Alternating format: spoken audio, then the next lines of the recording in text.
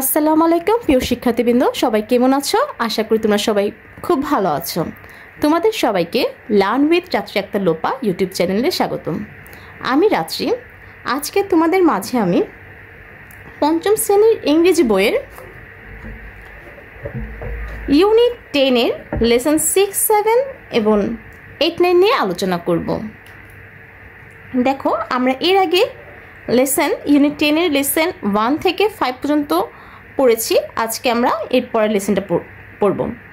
এই ইউনিটের মূল কাজটাই ছিল হচ্ছে নিজ জেলা নিয়ে, মানে মাই হোম ডিস্ট্রিক্ট নিয়ে।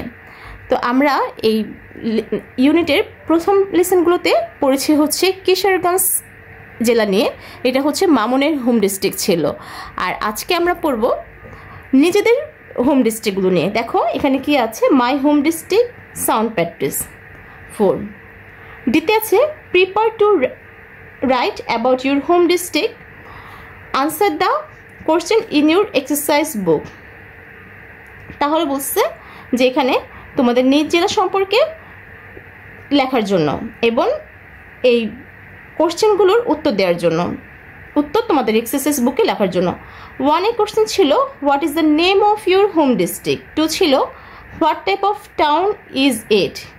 3 how did your home district gets its name. 4 ছিল what are the interesting place in your home district. 5 who are some famous people from your home district. 6 what do you like about your home district. আজকের পাঠটি আমি আমার নিজের home district নিয়ে সাজিয়েছি। তোমরা যদি পারো তোমাদের নিজের হোম ডিস্ট্রিক্ট নিয়ে তোমাদের বড়দের থেকে সাহায্য নেবে। আমার হোম ডিস্ট্রিক্ট যেহেতু মুন্সিগঞ্জ, আজকে আমি মুন্সিগঞ্জ নিয়েই আলোচনা করব এবং মুন্সিগঞ্জ সম্পর্কে এই প্রশ্নের উত্তরগুলো দেওয়ার চেষ্টা করব। দেখো, আমি খাতায় কিছু লিখে রেখেছি আমার এক্সারসাইজ বুকে, সেগুলো থেকে আমি পড়ি একবার। দেখো, দিতে ছিল ফার্স্ট 1 নাম্বারটা what is the name of your home district. এটার অর্থ হচ্ছে তোমার নিজ জেলার নাম কি। যেহেতু আমার মুন্সিগঞ্জ, আমি মুন্সিগঞ্জে লিখেছি answer the name of my home district Munshiganj. কি লিখছি, the name of my home district is Munshiganj. 2 what type of town is it. এটি কেমন ধরনের শহর। উত্তর হবে answer it is a district town. It is a district town. 3 how did your home district gets its name.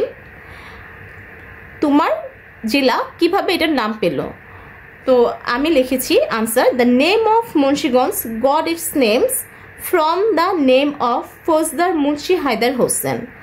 অর্থ হচ্ছে মুন্সিগঞ্জের নামটি ফৌজদার মুন্সি হায়দার হোসেনের থেকে এসেছে। মুঘল আমলে একজন ফৌজদার ছিল যার নাম ছিল মুন্সি হায়দার হোসেন। তার নাম অনুসারে এই মুন্সিগঞ্জের নামকরণ করা হয়েছে। ধারণা করা হয় তিনি অনেক সৎ ছিল, মোগলরা তাদেরকে অনেক পছন্দ করতো এবং এলাকার লোকজনও তাকে খুব সম্মান করতো এবং তার নাম অনুসারে মুন্সিগঞ্জের নামটি মুন্সিগঞ্জ হয়ে গেছে। উত্তর তাহলে কি ছিল, the name of Munshiganj got its name from the name of Faujdar Munshi Haidar Hossain. 4 number question 4 what are the interesting place in your home district. তোমার জেলার কিছু গুরুত্বপূর্ণ কিংবা আকর্ষণীয় জায়গার নাম কি। আনসার ইদ্রাকপুর ফোর্ট, বাবা আদম মসজিদ, সোনারাং জোড়া মঠ। শুধু আমি আনসারগুলো লিখেছি, এখানে আরও অনেক প্লেস আছে, আমি শুধু এই 3টার কথাই লিখেছি, এত তো তোমরা 5-এ পড়ো লিখতে পারবে না। তো আনসার হচ্ছে ইদ্রাকপুর ফোর্ট, বাবা আদম মসজিদ, সোনারাং জোড়া মঠ। 5 who are some famous people from your home district. তোমার জেলার কিছু বিখ্যাত ব্যক্তির নাম বলো। কে তোমার বিখ্যাত ব্যক্তির নাম কি। Answer Srigyan Atish Dipankar, Jagadish Chandra Bose, Deshbandhu Chittaranjan Das are famous people from Munshiganj. দেখো বানানগুলো তোমরা খুব ভালো করে খেয়াল করে লেখো। দেখো কি লিখেছি, শ্রীগেন Atish Dipankar, Jagadish Chandra Bose, Deshbandhu Chittaranjan Das are famous people from Munshiganj. তাহলে এই আনসারটা হচ্ছে শ্রীগেন Atish Dipankar, Jagadish Chandra Bose, Deshbandhu Chittaranjan Das are famous people Munshiganj. এছাড়াও মুন্সিগঞ্জে আরও অনেক বিখ্যাত ব্যক্তি আছে যা তোমরা বড় হলে আরও এগুলো জানতে পারবে।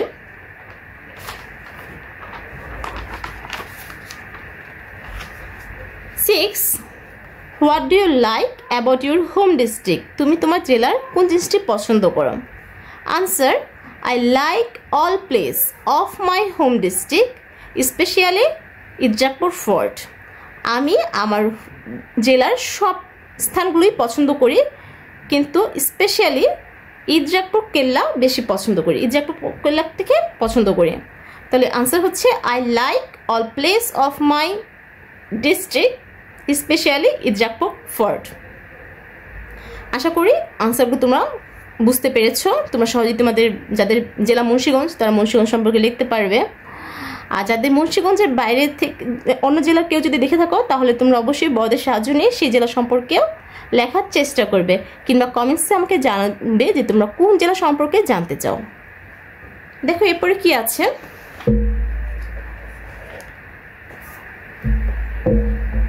ইতে আছে write a short composition about your home district, use the information in activity D. আচ্ছা, একটি শর্ট কম্পোজিশন মানে ছোট্ট একটি রচনা লিখতে বলেছে তোমার জেলা সম্পর্কে, use the information in activity D, এবং এই যে তথ্যগুলো আছে অ্যাক্টিভিটি ডিতে সেই তথ্যগুলোর আলোকেই তুমি লিখতে পারবে। আমি খাতাতে লিখে রেখেছি মুন্সিগঞ্জ নিয়েই। দেখো, মাই হোম ডিস্ট্রিক্ট, তোমরা যখন প্যারাগ্রাফ কিংবা শর্ট কম্পোজিশন লেখা শুরু করবে তখন তোমরা এই যে এখান থেকে একটু ফাঁকা করে প্রথম লাইন থেকে একটু ফাঁকা করে লেখা শুরু করবে, তারপর আবার এখান থেকে লিখবে, এক প্যারাতে লেখার চেষ্টা করবে শর্ট কম্পোজিশন। দেখো কি লিখেছি, the name of my home district is Munshiganj, আমার জেলার নাম, নিজ জেলার নাম হচ্ছে Munshiganj. It is about 26 kilometre away from Dhaka, এটি ঢাকা থেকে 26 কিলোমিটার দূরে অবস্থিত। The district has 2 municipalities, 6 upazilas, 67 union.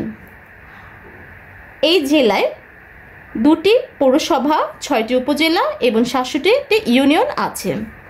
The name of Munshiganj comes from the name of Faujdar Munshi Haidar Hossain, মুন্সিগঞ্জের নামটি ফৌজদার মুন্সি হায়দার হোসেন থেকে এসেছে। দ্য রিভার পদ্মা, মেঘনা, Dhaleshwari and Ichamati flow across our district, Padma, মেঘনা, ধলেশ্বরী এবং ইছামতি নদী মুন্সিগঞ্জে জেলা দিয়ে বয়ে গেছে, আমাদের জেলা দিয়ে বয়ে গেছে। Munshiganj is a small town but there are many important place in and around it, Munshiganj একটি ছোট শহর কিন্তু অনেক গুরুত্বপূর্ণ, এখানে অনেক গুরুত্বপূর্ণ স্থান আছে এবং আশেপাশেও আছে। The most interesting place in my home district are Idrakpur fort, Baba Adam মসজিদ অ্যান্ড সোনারং জোড়া মঠ। সবচেয়ে বেশি আকর্ষণীয় জায়গাগুলো হচ্ছে আমার জেলায় ইরজাকপুর কেল্লা, বাবা আদম মসজিদ এবং সোনারং জোড়া মঠ। Srigyan Atish Dipankar, Jagadish Chandra Bose, Deshbandhu Chittaranjan Das are famous people of my home district. Srigyan Jagadish Chandra Bose, Deshbandhu Chittaranjan Das এবং জগদীশ চন্দ্র বসু হচ্ছে আমার জেলার গুরুত্বপূর্ণ বিখ্যাত ব্যক্তি। I love my home district very much, আমি আমার নিজ জেলাকে খুব বেশি ভালোবাসি। এ হচ্ছে আমার শর্ট কম্পোজিশন। তোমরা একটি বাসায় প্র্যাকটিস করবে, লিখবে, যাদের জেলা মুন্সিগঞ্জ তারা লিখবে। দেখি ইতে কি আছে।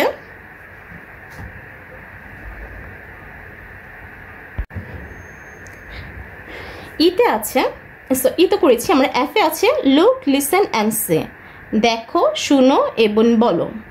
Look at this, look at this, এই যে দিসের মধ্যে দিয়েছে, দিস অর্থ হচ্ছে এই, তাহলে এই দিকে তাকাও। লুক অ্যাট দ্যাট, ওই দিকে তাকাও। লুক অ্যাট দিস, এইগুলোর দিকে তাকাও। লুক অ্যাট দোস, মানে ওইগুলোর দিকে তাকাও। দিস অর্থ হচ্ছে এই, দ্যাট অর্থ হচ্ছে ওই, আর দিস অর্থ হচ্ছে দিসের বহু বচন, মানে এইগুলোর দিকে তাকাও। আর দোস হচ্ছে দ্যাটের বহু বচন, মানে ওইগুলোর দিকে তাকাও। আচ্ছা, তারপর কি লিখেছে, touch your ears and touch your nose, তোমার কান স্পর্শ করো এবং তোমার নাক স্পর্শ করো। আবার লিখেছে লুক অ্যাট দ্যাট, এই দিকে তাকাও। লুক অ্যাট দিস, ওই দিকে তাকাও। লুক অ্যাট দোস, এইগুলোর দিকে তাকাও। লুক অ্যাট দিস, ওইগুলোর দিকে তাকাও। Clap your hands and touch your নিস, তোমার হাততালি দাও এবং তোমার পায়ের হাঁটু স্পর্শ করো। আশা করি বুঝতে পেরেছো। এখানে দিস, দ্যাট, দিস, দ্যাস এগুলোর সম্পর্কে বেশি জানতে হবে যে দিস অর্থ কি। দিস অর্থ হচ্ছে এই, আর যদি আমরা দূরে কিছু বলি তাহলে বলবো হচ্ছে দ্যাট। আবার যদি কাছের বস্তু কিন্তু অনেকগুলো বস্তু থেকে তাকাতে বলি তাহলে বলবো হচ্ছে দিস। কিন্তু দূরের বস্তু কিন্তু সেখানে একটি না অনেকগুলো হলে তাহলে আমরা ব্যবহার করব দোস। আশা করি তোমরা this, that, this, these, those এগুলোর ব্যবহার শিখতে পেরেছ। জিতে আছে underline the words in the last paragraph on 34 page 34 with the TH sound, মানে আন্ডারলাইন করতে বলেছে শব্দগুলো মানে আগের প্যারাগ্রাফে 34 পেজের। ঠিক আছে, তোমাদের 34 পেজে দেখবে কোন প্যারাগ্রাফটা আছে, সেখান থেকে টিএস সাউন্ডটি আলাদা করতে বলছে। টিএস সাউন্ড উচ্চারণ যদি করি আমরা হচ্ছে দর মতো উচ্চারণ হবে। যেমন এই যে দেখো টিএস সাউন্ড, টিএচে কি হয়েছে দিস, টিএচে দ্যাট, মানে টিএচটা দ উচ্চারণ হবে। ঠিক আছে, এই টিএস সাউন্ডটা তোমরা আন্ডারলাইন করবে। দেখি লেসন 8-9 কি আছে। লেসন 8-9 আছে ল্যাঙ্গুয়েজ ফোকাস, মানে হচ্ছে ভাষাগত আলোকপাত। দেখো এখানে আছে কমা, এখানে কমা চিহ্ন দেওয়া আছে। উই ইউজ কমাস, আমরা কমা ব্যবহার করি কখন? To separate 3 or more words in a list, কখন ব্যবহার করি? দুই বা একটি তালিকার 2 বা ততোধিক শব্দকে আলাদা করতে আমরা কমা ব্যবহার করি। একটি তালিকা যদি অনেকগুলো শব্দ থাকে সেগুলোকে আলাদা করতে আমরা কি ব্যবহার করি? কমা ব্যবহার করি। যেমন Mili, Nayan and Saleha are my friend, they are kind, polite and caring. দেখো এখানে মিলির পরে এখানে 3 জনের ব্যক্তির নাম লেখা আছে, মিলির পরে নয়ন আছে, এই দিকে সেপারেট করার জন্য আমরা কমা ব্যবহার করছি এবং শেষে কমা না ব্যবহার করে আমরা অ্যান্ড ব্যবহার করছি। তাহলে কমা কখন ব্যবহার করি? আমরা প্রথম নিয়মটা শিখলাম হচ্ছে আমরা একটু তালিকায় দুই বা ততোধিক শব্দকে আলাদা করার জন্য কমা ব্যবহার করি। এরপর আছে to separate words that introduce sentence, কখন ব্যবহার করি? বাক্য শুরু করে এমন শব্দ আলাদা করতে। বাক্য শুরু করে এমন শব্দ আলাদা করতে আমরা কমা ব্যবহার করি। যেমন well, how are you? Oh I am fine. Yes, comma দিয়ে আই নো লাইলা। তারপর no, I don't know Yusuf. বুঝতে পেরেছো? কখন এটা এই নিয়মটা হচ্ছে আমরা হচ্ছে কোনো বাক্য শুরু করে এমন শব্দ আলাদা করার জন্য কমা ব্যবহার করেছি। এরপর 3 নম্বর নিয়ম, to separate the name of person addressing sentence. এটা মানে হচ্ছে একটি বাক্যে সম্বোধন, অ্যাড্রেসিং মানে হচ্ছে সম্বোধন করা হয় এমন ব্যক্তির নাম আলাদা করতে আমরা কমা ব্যবহার করি। যেমন Tamim, listen to this song, এখানে তামিমের পরে ওকে সেপারেট আলাদা করার জন্য আমরা কমা ব্যবহার করেছি। তারপর Neel, can you please turn on your radio, এখানেও নীলকে আলাদা করার জন্য আমরা কমা ব্যবহার করেছি। আশা করছি তোমরা কমা কখন ব্যবহার করা হয় তোমরা বুঝতে পেরেছো। দেখো আইতে কি আছে? আইতে আছে correct the sentence, read them correctly using cursive handwriting, যে এই সেন্টেন্সগুলোকে কারেক্ট করতে বলেছেন এবং নতুন করে লিখতে বলেছে। কিভাবে? এই যে নর্মালভাবে না, কার্সিভভাবে, মানে প্যাটার্ন হাতে লেখায় লিখতে বলেছে। তোমরা বাসায় এটা প্র্যাকটিস করবে কার্সিভভাবে লেখার জন্য। আর যেখানে যেখানে কমা প্রয়োজন হবে সেখানে তোমরা কমা ব্যবহার করবে। ঠিক আছে, এইভাবেই তোমরা রিরাইট করবে সেন্টেন্সটা এবং কার্সিভ হাতে লেখায় লিখবে। তারপর দেখো যেতে কি আছে? Pair work. পেয়ার ওয়ার্ক মানে হচ্ছে যুগ্ম কাজ। লুক, এটা তোমরা তোমাদের বন্ধুর সাথে করবে। Look at the dialogue on page 5, page 5-এ ডায়লগটা দেখতে বলেছে। 5 নম্বর পেজটা তোমরা দেখবে, ওইটার মধ্যে একটা ডায়লগ দেওয়া আছে। এরপর আন্ডারলাইন দ্য কমাস, কমাতে আন্ডারলাইন করবে। Say why the commas are use in each sentence, এবং বলবে কেন কমাটা ওই সেন্টেন্সে ব্যবহার করা হয়েছে। যেমন এখানে নিয়ম 3টি আছে, এই নিয়মের মধ্যে কোন নিয়মটার কারণে যে কমাটা বসেছে সেই কথাটা তোমরা তোমার বন্ধুর সাথে আলোচনা করবে। তো তোমাদের বাসার কাজ এবং তোমরা এটা করবে।